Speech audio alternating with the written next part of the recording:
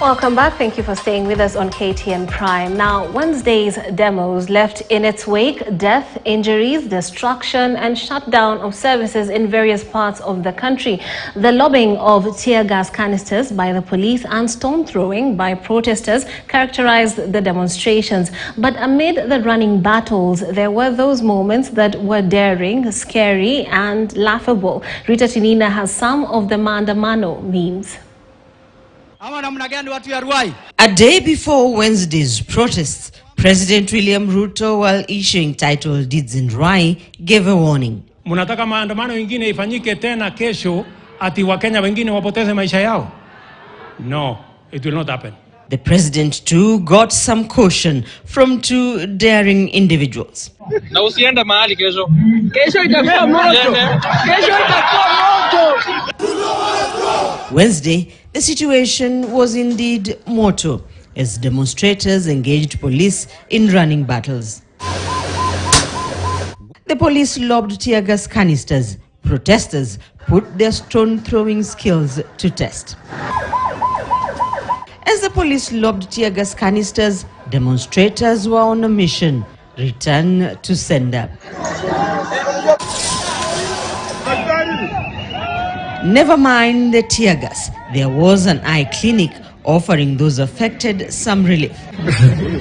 They say in every situation there is always that one person.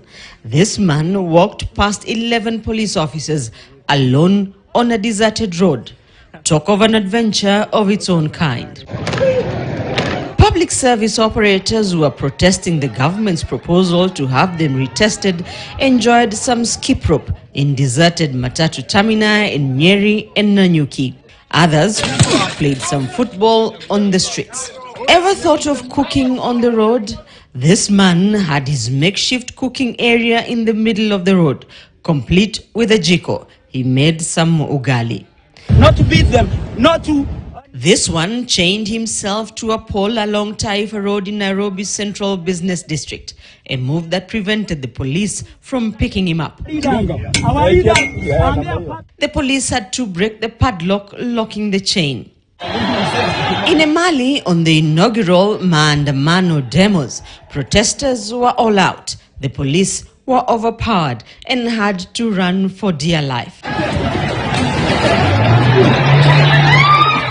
In Sondu, this cow found itself at the wrong place at the wrong time, forced to join the protests as demonstrators made away with it. In Namanga, demonstrators made away with some goats, albeit with some resistance from some of the goats. The protests led to a fire at Juakali area in Kisumu. The water cannon took a break from splashing water on the protesters. It came in handy to try and put out the fire. The water cannons propel high-pressure water. This demonstrator risked being taken down by the high velocity. He dodged it and went on with his business as if nothing had happened. Azimio leaders Martha Karua and Peter Munya, who were in Meru, were left with no option than take border rides. For Karua, getting on the motorbike clearly was not as easy as it seems. But there are those who found themselves on a mission they had no idea what it was all about. Ruto must go. Kids who cannot even pronounce the word Maandamano. With Maandamano in the country at its own level, some sought to capture the moment.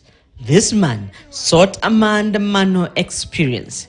He got the real deal. Welcome to Kenya. Thank you very much, brother.